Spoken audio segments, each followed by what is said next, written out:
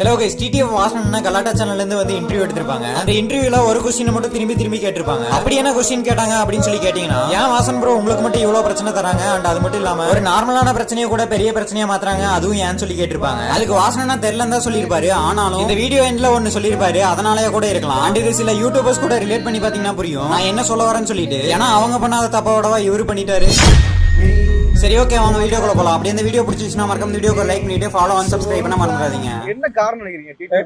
இதுக்கு பதில் இரும்பு கரங்கள் கொண்டு என்னை மட்டும் மடக்குவது ஏன்? சட்டம் என்பது பொதுவானது தானே நான் கேட்கிறேன்.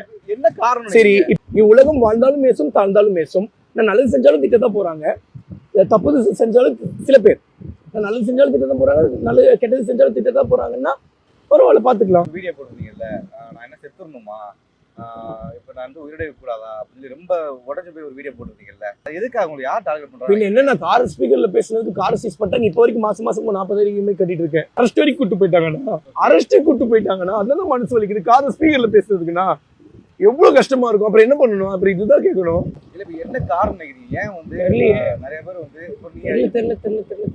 தெரியலையா?